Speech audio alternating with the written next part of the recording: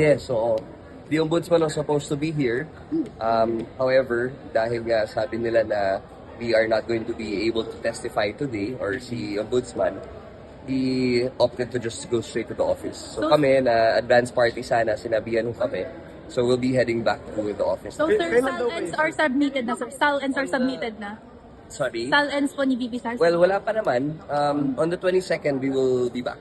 Next. Doon pa So po wala isa. pang dokumento ngayon? Wala pang mga dokumento? Wala pa naman. Oo. Kailan po daw ang schedule ninyo? April 22 daw.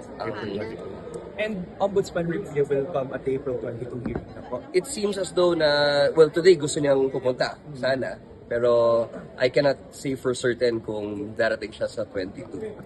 Pero we were told kasi na we will not be accommodated today. So, sa 22. However, yung role naman namin dito, as custodian lang naman of the SALNs eh.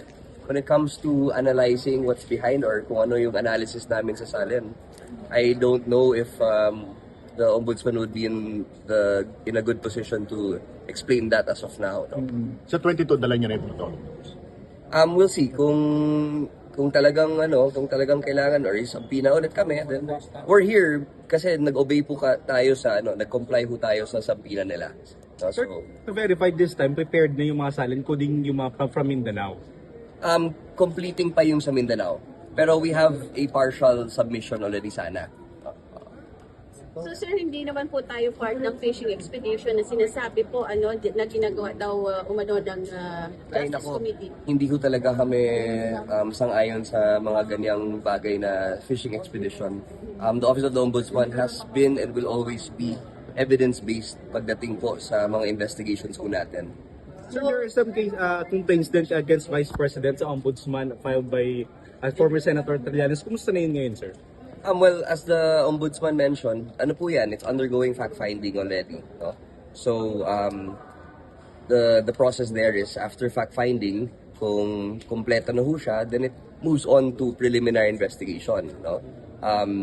However, there are some legal questions regarding yung immunity from suit of the Vice President. So, the mechanics is what we're trying to figure out now. Kung kailangan ba natin i-endorse dito sa Congress or doon na ba sa Senate? We will have to see. Sir, may bearing po ba yung magiging pag-testify ni Madriaga dito since nag-submit din sa ombudsman ng affidavit yung attorney niya last November, I think? Yeah, ito sa referral eh. Hindi po siya in the form of a complaint. No? So, what they have here is also what we have in the Office of the Ombudsman. Kaya siguro ang best na kailangan namin gawin is to monitor. Kasi this will be the first time, I believe, no? First time ho ba ito na si Madriaga publicly magsasabi nung or magta-testify. So, since he's here already, syempre, ang gagawin na lang siguro namin is to monitor na lang kung ano yung sasabihin niya dito. Okay? Yung cover nung take down ng submission ng SALN from what year? Yung SALN ni VP. I'll have to check the subpoena, pero if I'm not mistaken, parang the last 10 years or 2007 she became 2007 to 2025. Okay, thank you. Thank you, salamat.